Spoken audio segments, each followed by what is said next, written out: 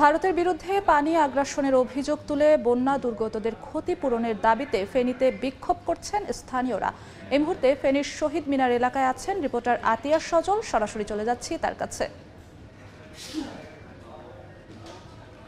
আপনারা জানেন যে সাম্প্রতিক সময়ে ফেনীতে কিন্তু স্মরণকালের ভয়াবহ বন্যা হয়েছে, যে বন্যায় ফেনীর এমন কোনো এলাকা নেই যে পানিতে প্লাবিত হয়নি, এবং সেই ভয়াবহ বন্যা মানুষকে নাড়া দিয়ে গিয়েছে।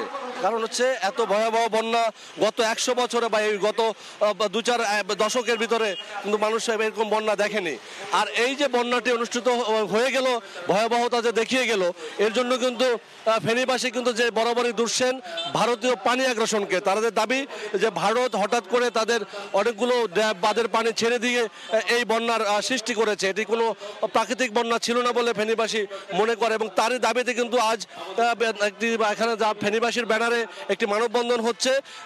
এই কারণে কিন্তু ক্ষতিগ্রস্ত এই যে মানববন্ধনটি হচ্ছে সেটা কি আমরা বলছি ফেনী সহ দেশের 9টি জেলাকে বন্যায় ডুবিয়ে দেওয়া ভারতীয় পানি সন্ত্রাসের প্রতিবাদ এবং ক্ষতিগ্রস্তদের ক্ষতিপূরণ দেওয়ার দাবিতে কিন্তু আজ এই ফেনী শহীদ মিনার চত্বরে স্ট্রাইক ফর ওয়াটার জাস্টিস কর্মসূচি পালিত হচ্ছে। ফেনী শহীদ মিনারের যে চত্বরটিতে যারা বিভিন্ন নাগরিকদের এবং বিভিন্ন পেশাজীবী সংগঠনের বিভিন্ন শ্রেণী পেশার মানুষের অংশগ্রহণে এই কর্মসূচির ডাক দিয়েছে ফেনীর নাগরিক প্ল্যাটফর্ম আমরা ফেনীবাসী। এখন দেখতে পাচ্ছেন এই যে বিভিন্ন পরিবেশবাদী সংগঠনগুলো এখানে যোগ দিচ্ছে। এখানে অনেক লোকজন এসে সকাল থেকেই কিন্তু এই আন্দোলনে সামিল হয়েছে। তারা যেটা মনে করছেন বা তারা যে দাবিটি করছেন যে তার প্রতিবেশী রাষ্ট্র বরাবরই বাংলাদেশের সাথে পানি নিয়ে যে অপ্রতিবেশী সুলভ আচরণ করে আসছে, এবং শুকনো মৌসুমে তারা প্রাপ্য পানি বাংলাদেশকে দেয় না। অন্যদিকে বর্ষা মৌসুমে হুটহাট বাঁধ কেটে দিয়ে বা ড্যাম খুলে দিয়ে বন্যার অপরিসীম ক্ষতির মুখে ফেলে এদেশকে। এছাড়া অত্যন্ত গোপনীয় ফেনী নদী এবং ভারতের যে পানি তারা গোপনে চুরি করে নিয়ে যায়। এই অঞ্চলের মানুষ কৃষি সহ সব ক্ষেত্রে মারাত্মক ক্ষতির মুখে পড়ে বলে তারা অভিযোগ করছেন।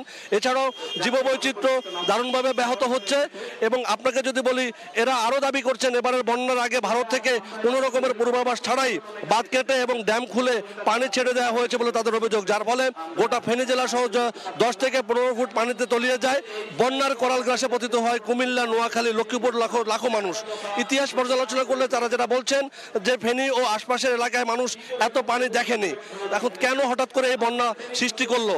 সব মিলে কিন্তু তারা যাচ্ছে ভারতীয় যে আগ্রাসন, সেই আগ্রাসন বন্ধ করতে হবে, এবং যে অভিন্ন নদীগুলো রয়েছে সেই অভিগুলো নদীগুলোর যে পানি, সেই পানির হিস্সা দিতে হবে, এবং যে এত বড় ক্ষয়ক্ষতি ভারত করলো এবং আন্তর্জাতিকভাবে তাদেরকে বিচারের মুখোমুখি করে এই যে প্রাণের ক্ষতি, জানের ক্ষতি, মালের ক্ষতি, তার একটি জরিমানা তারা আদায় করতে চাচ্ছে, এবং এই দাবিতেই মূলত সোচ্চার হতে চাচ্ছে। এবং এই যে দাবিটি উঠেছে এটি তারা আন্তর্জাতিক পর্যায়ে নিয়ে যেতে চান, যাতে করে ভারতের আগ্রাসনের এই প্রতিবাদটি যেন ছড়িয়ে পড়ে। এই ছিল আমার কাছে এখান থেকে ভারতের পানি আগ্রাসনের বিরুদ্ধে ফেনীবাসীর আন্দোলনের সবশেষ।